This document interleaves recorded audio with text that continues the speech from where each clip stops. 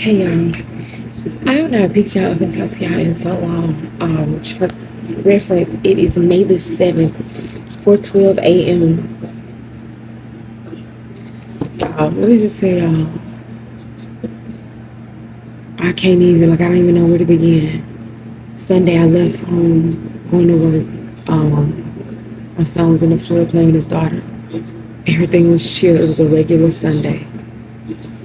I get a call at later in the evening in the shift, probably close around maybe 8:30 or 9, saying my son had been in that car accident.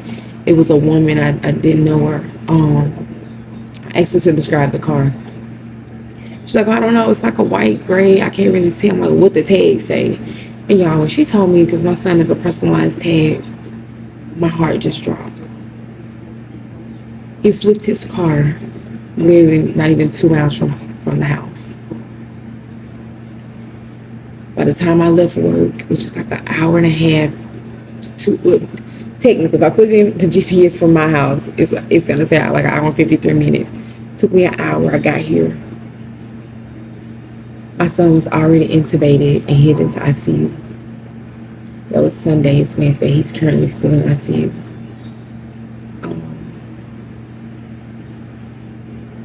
I didn't know if I was going to even pick the camera up and talk about it. I've just been like, when I say the last couple of days, I've just been emotionally, physically, mentally drained. Haven't been sleeping. Haven't been eating. I came into the vending machine just eating. This is what I got. Yeah, I'm tired. But let me just say that before I even go into all of that with the complaining, because girl, don't nobody care how tired you are. When I tell you God is so good, God is so good, God is so amazing. I didn't know if I want to put this video out. When I tell you that boy didn't have a seatbelt on, that car flipped. I'll insert clips of the car.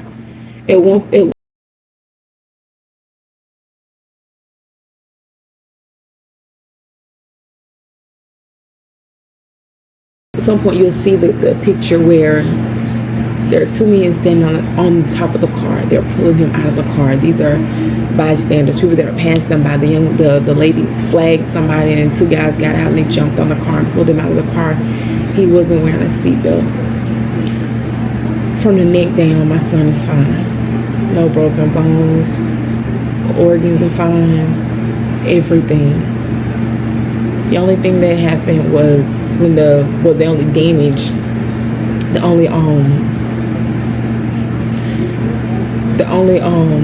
can't even, y'all, I say it's been a lot. His injuries, the injuries that he sustained was only in his face. He broke or fractured majority of all the bones in his face. They did do surgery on Monday. They wanted to put a trach in. They were worried.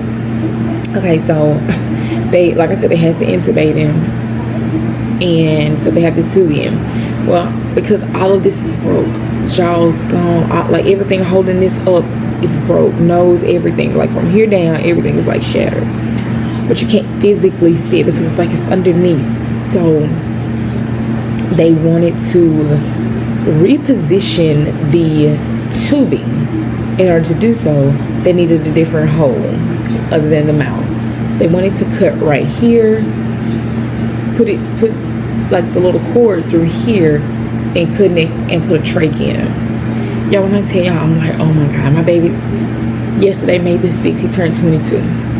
When I tell y'all, I just like, oh my God, they can't like, I'm happy, I'm like, I know y'all be like, girl, at least he alive. Like, and I am, y'all know, I don't play about the things that God do. When he shows up and he shows out, and he did in this. When I say my boy's so blessed to be alive, my boy is so blessed to be alive. He like I said, sustained what looked to be minimal injuries, but he's having so many issues because he lost so much blood. He's still bleeding now from the nose. They had to go in, they pulled 3 wisdom teeth so that they could pull everything together so that they could continue to use, have him intubated and have the tube going through his mouth. But then it'll just like go to the side. And with those wisdom teeth out the way, y'all, I'm looking so perfect because why I ain't been asleep, y'all? Because I've been staying at the hospital with him. I know this is gonna be all over the place. It's already all over the place. I've been staying here with him in ICU because one person can't stay overnight. So I've been staying, and the quiet time at like 7 to 9. So I go home and shower and come back because I can't be in there with him anyway. So I stepped out now only because they're giving him a bath and getting him cleaned up before the next shift because he did not want another bed bath. But his friend showed up for him yesterday. Y'all just all over the place. So anyway, let's go back to the surgery. The surgery went well. I'm so grateful, so thankful to God. Guided the surgeon's hands so that surgery could be a success. He continued to drain blood, laying down like that. The drainage was just coming out everywhere. So when he cries, and he's doing a lot of crying, his tears are coming out red blood. Because when they pulled those 3 teeth, they typically put gauze in, but they can't put that gauze in his mouth while he's intubated. So it's draining through his nose, with the nose being broken, and everything under here is all like just open up. It's just beat up, bruised and stuff. He's still bleeding there. He's lost a tremendous amount of blood. Yesterday was super hard on him. He's getting depressed. He's getting in his head. He's asked for a permanent sedation. Just seeing like y'all, it's like I can't even talk. Seeing him like that, just asking to be sedated permanently because he's just like, I just can't take this. He can't talk, and so what I did, I opened up the notes on my phone so that he could talk to us. And y'all, when I say my boy just been talking, we just been texting and talking. This is how he's been communicating. And I got like 2 pages of this because like when he's just been resting. Like I said, he had the surgery, so he was out for a while with the surgery. Actually out physically having the surgery in the OR, and then when he came back, he was pretty sedated for a while. He was sedated all night, Sunday night, early morning on Monday. So when he woke up Monday and he wanted to talk and he didn't know where he was so confused. We ended up, I gave him the phone for the note so we could talk. And he just started telling me he was so sorry. He just knew something was not right. He had no idea what had happened. He didn't know anything. He couldn't remember anything. So,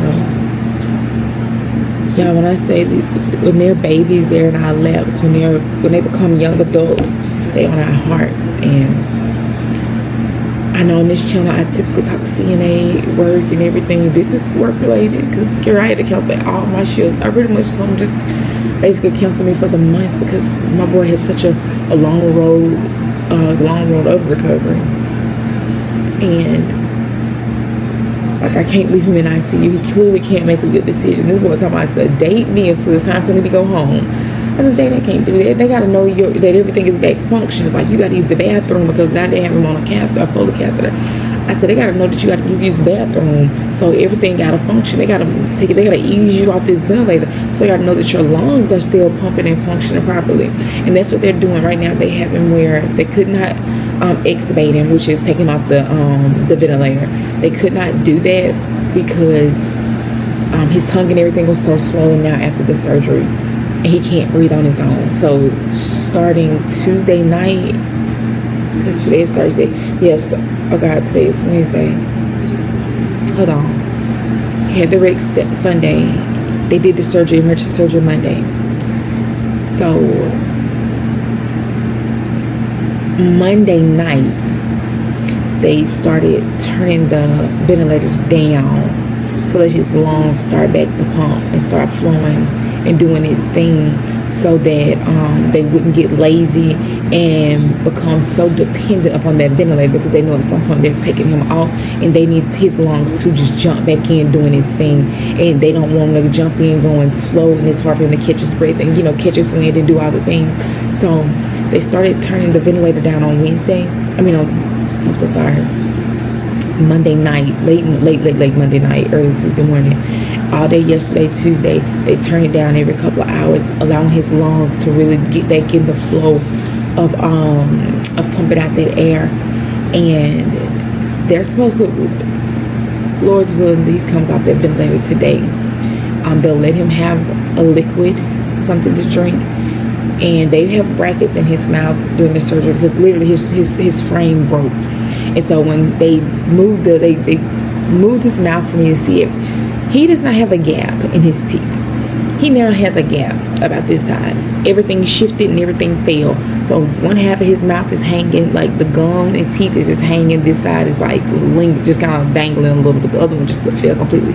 So they put a rag, and I'm just saying a rag, but they got this stabilized and it's up. And then they put 5 screws to hold that in place. There's 3 screws in the bottom, so a total of 8 screws. I think they said about 15 to 18. I'm not sure on the stitches in his mouth. Lips busted, they did fix that the first night here. The other stitches came from the surgery. I think what else? Yeah, they did that. I don't know if they're going to even do surgery on his nose at this point, because I think it's just, right now, it's just so much stress on the face, right in the ear. I don't think they're going to do it. Again, so they're going to give him a liquid once he's off the end of it. He's on the extubator, and they put little things on his teeth, kind of like braces. They're going to wire his mouth completely shut for 4 weeks at minimum. So he's going to be on a liquid diet. So that's why, again, I'm going to take a good bit of time off work so that I can be with him, make sure that he's good. Because when I tell y'all, like, my boy's mental is being affected by this. Like, he was so depressed on his birthday yesterday. 6 o'clock, he was like, I don't want any visitors, I don't want anybody, because I was talking to the nurse. I was like, yeah, it's his birthday, and his friends are coming by today. And when I say, y'all, my boy got some of the best friends in the world. I want to insert clips of how they showed up.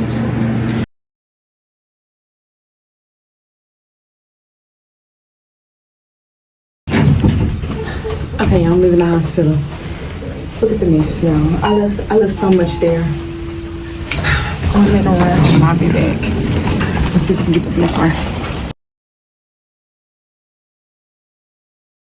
When I say they really show up for him, and I sent him out a text because I've been hitting his phone. I'm like, I thank y'all for being considerate and patient with the family and giving us time to process. Because when I got to the emergency room, y'all, it was like 15 of them. I don't know, it was a bunch of them here. Every day has been a bunch of them here. They've been in and out. One cooked and fed us. Well, I didn't get anything, but she offered. I was just saying, they had an appetite. She cooked, put the food in to go plate, fed my kids and everybody. And they've been asking if they need anything, you want anything, are you okay? Do you just, what do you need? I'm just like, y'all, let me tell you something. My son has a village. My son has something I've never had. He has real friends. When I say they showed up like family, and don't do too much, because my family showed up. My family has been here. My mom has been here. My sister's been here. Both my brothers have been here. My dad, his dad has came every day. His uncle's been here. His grandparents on his dad's side's been here. My cousin, my aunts, they've been calling, asking if I need anything. People have been cash apping him, because this is a long road to recovery, and he still has his financial obligations. And so a lot of people have just been reaching out to him, sending him things, checking on him, because again, they knew it was his birthday. But when I say the village is villaging, y'all, I think I've cried more about the people that's just been showing up for my son, because I'm not used to that. And it's just, man, his homeboy's been coming up and crying, boo-hoo crying. I'm just like, y'all, he all right. Like, y'all supposed to let me break down, but y'all, it's just been such a blessing. It's been such a blessing. Because I could have been planning on funeral number 1. Like, when I say God did his big one, man, when I say he showed out on this, he showed out. I'm just so grateful for his village. I'm grateful for his friends. They'll never know how much this meant to me. They came in here with bags and stuff. I'm going to shut them clips, all this stuff. One went to my house and delivered flowers and balloons and stuff, and put it on my porch and text my son and said, have your mama show you the camera, because they not got cameras everywhere. And so I had his phone, and so I was like, Jay, I don't know who this is. It's not programmed. They said for me to show you the camera. He told me who it was. Man, big shout out to my boy's friends. Somebody bought him some YSL cologne, and they bought him like a basket with all the goodies. And man, they bought him t-shirts and just underwear, just all the things like they could think of. They know his lips are gonna be dry. That boy love him some Aquaphor. I thought I had some. They bought him Aquaphor, keep him moisturized. They bought him the EOS lotions, and oh man, they bought him blankets, and oh man, somebody, his child's mother had him a picture made of him and baby to hang in his room while he's in ICU. And man, the love, just, that boy probably got 1,000 moons in that room. I gotta try to take some of that stuff home today. He had flowers, like I said, flowers delivered to the house, flowers here. I had to send some of this stuff home with Katie last night. It's just so much stuff. Yeah, my boy's just so blessed, y'all. I can't. My boy is so blessed. Like, sometimes, you know, people pass away and we have funerals and stuff, and we be like, man, we can't just keep letting, you know, death and funerals be the reason we come together. I thank God that wasn't the case, because my boy's still here with me. He's bringing it, like, the families are, it ain't top tier, it ain't where it need to be, it ain't 100%, but we're good, we're solid. Like, everybody's like just doing what they gotta do. It's, you know, it was a little, you know, a little crazy at first, but man, some of the ones that was like trying to just be problematic, they came once or twice. They ain't really been coming, thank God. And it's just been smooth. It's really been smooth. I'm grateful that they in a position they can't come, because, you know, I don't need that right now. My husband's been here showing up. He did end up going to work, maybe Monday night, Tuesday night, last twice he's picked up, he's been here throughout the day, and I'm like, ain't nothing you can do. You can go home or whatever. So, but he went ahead and went to work, because I've been canceling work. Kay's been canceling work. My nephews, I've been canceling. That pretty much the school is working with me with Trey. I think they're going to allow him to do the duration of the school year online. So it's just been a blessing. Like, everybody's just really just looking out for us. And even the school, they called again yesterday. I was like, do y'all need us to send anything? Do y'all need anything? I'm just saying, like, the love that we've gotten is just like, it's unmatched. It's unmatched. And it's crazy, because we were asked, like, my brother's church is doing a program coming up, and they're doing the fruit of the spirit. And y'all know one of the fruit is love, and nobody picked it. And they asked me, like, you want to do one? And I was like, no, because I don't like to just be up, and, you know, I like the background. I love to support and serve, but I just don't really like to be up. And my daughter picked love, and it's like, man, the amount of love that we've been shown. I got so much I can say. So much I could say about just love, because I don't know that I've ever experienced this much love in this way. I don't think I've ever experienced this. And for people to show up, man, my phone, it's just been going off. I had to turn it off. I had to turn his phone off. It's just, y'all, my boy's so blessed. And I know I'm all over the place. I just needed to get out of that room while they was doing it. They gave me time to just get out and just kind of vent. And it's like, Lord, I'm grateful for y'all. Even if y'all don't, you know, I don't care if 5 people watch this. Thank you. Because I just need somebody to talk to. Because it's been hard. Like, you know, I'm here all day. I'm here all night. I'm watching other people come down and break down. And I got to stay strong. And I don't want him to see me upset. And then he get upset. And so I'm just like, you know, mamas don't get the break. Mamas don't get the, you know, I still keep my cape on, because I'm Superwoman. So it was just good to be able to come out that room for a minute and talk to y'all. Because I do, like I said, I get that little 2 hours from 7 to 9. But I go home, I shower, and like I said, last night was the first time I got something to eat. And I shower, I rush back up here, because I'm like, anything can happen in that time. Things could turn, you know, because so much is happening. So I'm just like, you know, I was feeling guilty about even leaving him. But I'm going to head back in, because I know they'll be looking for me soon, because they said it's going to call for me. I think it was bad. But I did want to just talk to y'all and tell y'all what was going on, where I've been. Some of y'all probably didn't realize I've been missing, but, you know, I don't know when I pick y'all back up. I just, you know, just processing everything. Yeah. But thank y'all so much for the love and support. We're gonna get through this. We're good. I just wanted to tell y'all where I've been, but I'll pick y'all back up soon and and check in, let y'all know how he's doing, and we'll talk soon.